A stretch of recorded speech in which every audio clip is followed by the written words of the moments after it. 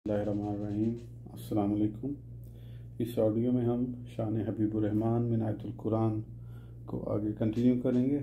उससे पहले अगर आपने सब्सक्राइब नहीं किया तो सब्सक्राइब कर लें और बेल आइकन प्रेस कर दें। तो शुरू करते हैं इस आयत की तफसीर।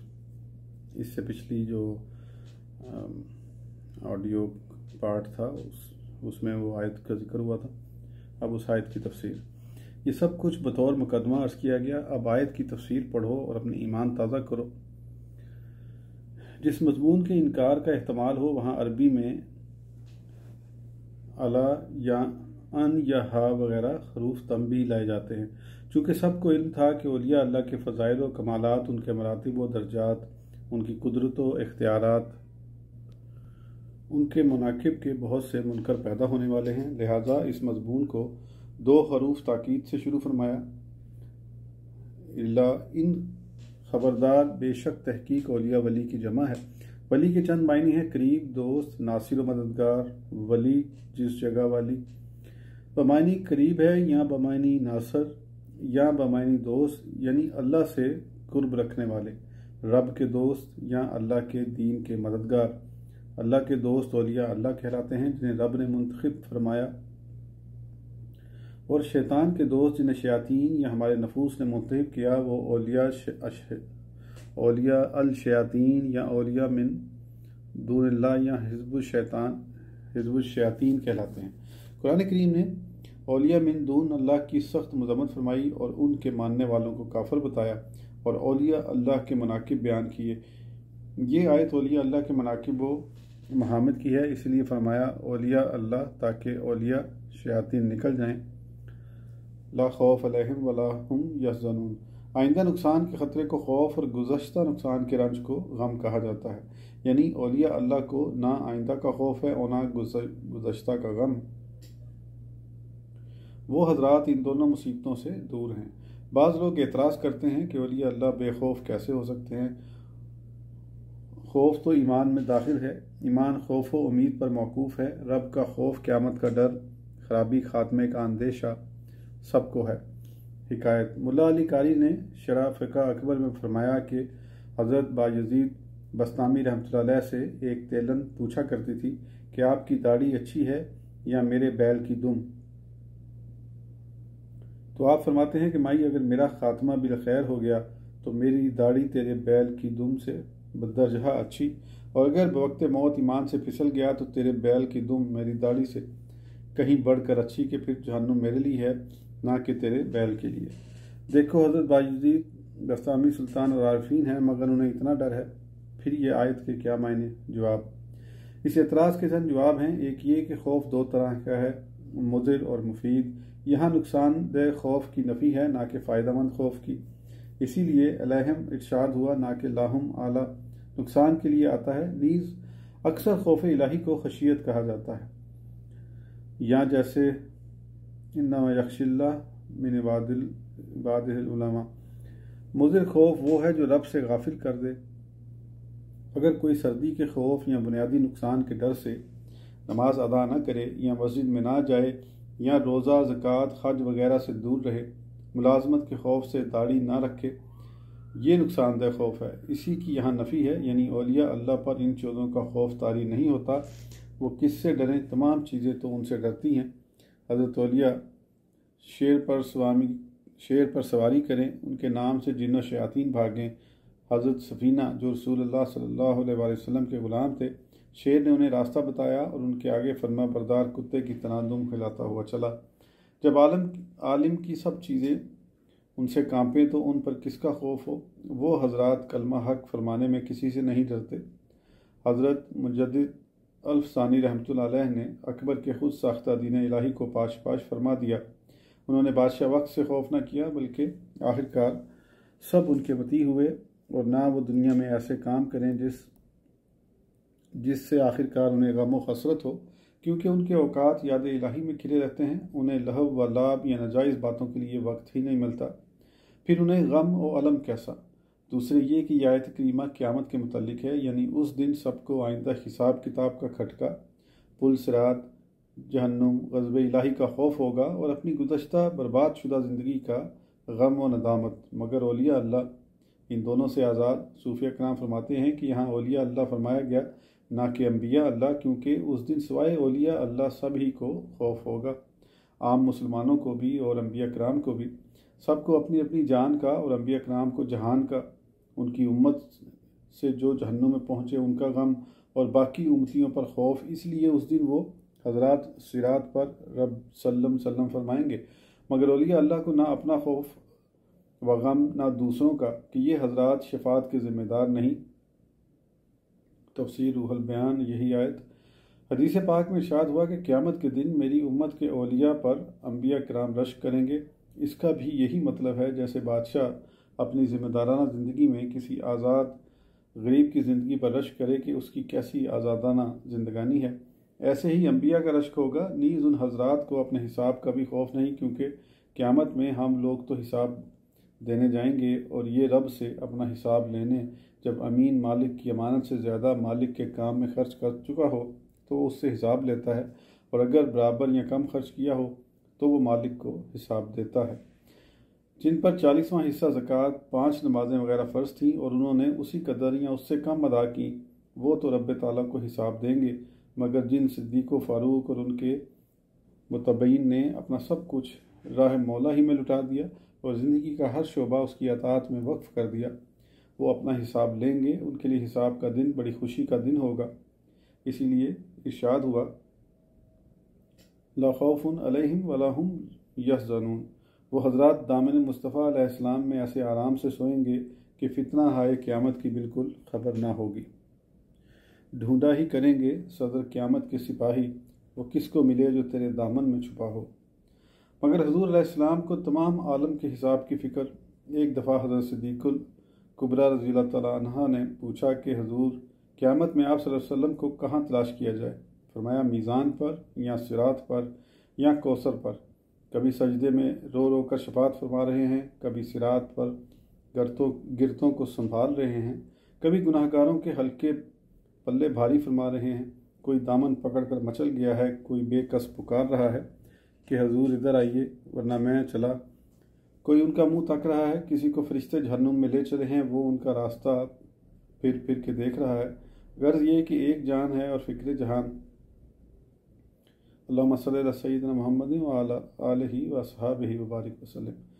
مولانا حسن رضا خان صاحب نے قیامت کا نقشہ یوں کھینچا، کوئی قریب ترازو، کوئی لب کوثر، کوئی صراط پہ ان کو پکارتا ہوگا، کسی کے پلہ پہ ہوئیں گی وقت وزن عمل، کوئی امید سے منہ ان کا تک رہا ہوگا، کسی طرف سے صدا آئے گی حضور آؤ، نہیں تو دم میں غریبوں کا فیصلہ ہوگا، کسی کو لے کے چلیں گے فرشتے سوئے جہیم، تو کوئی راستہ پھر پھر کے دیکھتا ہوگا۔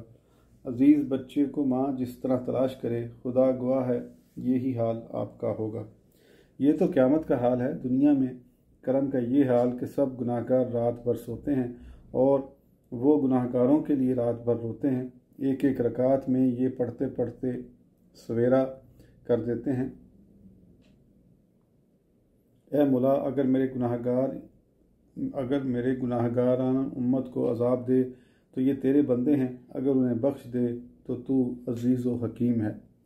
قیامت میں ہمارے ماں باپ قرابت دار اپنی اپنی فکر میں، مگر ہمارے والی امت کے رکھوالی جن پر سارے جہان کے ماں باپ فدا، وہ امت کی فکر میں اولیاء اللہ گناہ گاروں کو اس کی بارگاہ تک پہنچا کر بے فکر ہو گئے۔ اسی لیے ارشاد ہوا، الا ان اولیاء اللہ لا خوف علیہم ولا ہم یحزنون الذین آمنوا وکانوا یتقون۔ اس جملے میں ولی کی 2 پہچانیں بیان ہوئیں، یعنی وہ سچے مومن بھی ہوتے ہیں اور پرہیزگار بھی۔ ایمان اور تقوی کے 3 درجے ہیں، اسی لیے ولایت کے 3 درجے، ولایت عوام، ولایت خواص، ولایت اخص الخاص ایمان کی حقیقت ہے۔ حضور علیہ السلام کو کما حقہ یقین سے ماننا، اس میں ساری باتیں آ گئیں۔ جس نے حضور علیہ السلام کو صحیح طور پر سے مان لیا، اس نے رب کو، قرآن کو، قیامت و جنت و دوزخ سب کو ہی مان لیا۔ یقین کے 3 درجے ہیں، علم الیقین، عین الیقین، حق الیقین۔ سن کر یقین علم الیقین ہے، دیکھ کر عین الیقین، اور اس میں فنا ہو کر حق الیقین۔ کسی نے سن کر یقین کیا کہ آگ گرم ہے، کبھی اسے دیکھا نہیں، اس کا یقین علم الیقین۔ دوسرا آگ کے پاس بیٹھا ہوا اس کی گرمی محسوس کرتے ہوئے اس کا یقین کر رہا ہے، اس کا یقین عین الیقین ہوا۔ پہلا یقین تو ہر مسلمان کو ہے کہ اس پر ایمان کا دار و مدار ہے، اور یہ ایمان کا پہلا درجہ ہے۔ دوسرا یقین خاص حضرات کو یہی یقین حاصل کرنے کے لیے حضرت خلیل نے بارگاہ رب جلیل میں عرض کیا تھا، رب ارنی کیف تحیی الموتی۔ تیسری قسم کا یقین فنا فی اللہ یا فنا فی الرسول کو حاصل ہوتا ہے۔ جب ولی اس درجے کو پہنچ جاتا ہے تو اس کا یہ حال ہوتا ہے کہ وہ کھلاتا ہے تو کھاتے ہیں، وہ پلاتا ہے تو پیتے ہیں، وہ بلواتا ہے تو بولتے ہیں، ورنہ خاموش رہتے ہیں۔ مشکوہ باب الذکر میں ایک حدیث قدسی ارشاد ہوئی کہ رب فرماتا ہے کہ میں اپنے ولی کے ہاتھ ہو جاتا ہوں جس سے وہ چھوتا ہے، میں اس کی زبان آنکھ ہو جاتا ہوں جس سے وہ بولتا اور دیکھتا ہے۔ اسی حال پر پہنچ کر بعض حضرات انا الحق کہہ گئے اور بعض سبحان ما اعظم شانی فرما گئے۔ اس وجہ سے جب جنگ بدر میں حضور علیہ السلام نے کنکریوں کی مٹھی کفار پر پھینکی تو رب نے ارشاد فرمایا، وما رمیت اذ رمیت ولکن اللہ رمی۔ تقوی کے معنی ہیں ڈرنا یا بچنا، اس کے بھی 3 درجے ہیں، تقوی عوام، تقوی خواص اور تقوی اخص الخواص۔ ناجائز چیزوں سے بچنا عوام کا تقوی ہے، اور شبہات سے بچنا خواص کا تقوی، مگر ما سوا اللہ سے علیحدہ ہو جانا اخص بالخواص کا تقوی۔ جو چیز رب سے غافل کرے اس سے دور بھاگنا، اس کو رفع کرنا مردوں کا کام ہے۔ حکایت: حضرت ابراہیم علیہ السلام ابن ادم سلطنت بخاری چھوڑ کر مکہ معظمہ پہنچے، اپنے والد اہم سے ملاقات کی، محبت پدری نے جوش مارا، لخت جگر کو سینے لگایا، ندا آئی کہ اے ادم، جس دل میں ہماری محبت ہو کیا اس میں کسی اور کی بھی گنجائش ہے؟ عرض کیا مولا میرے فرزند کو موت دے دے، اب خیال نہیں کہ یہ لخت دل ہے، بے قصور ہے، اب تو یہ لحاظ ہے کہ اس وقت یہ میرے اور محبوب کے درمیان ایک آڑ ہے، اسے پھاڑ کر ہٹا دو۔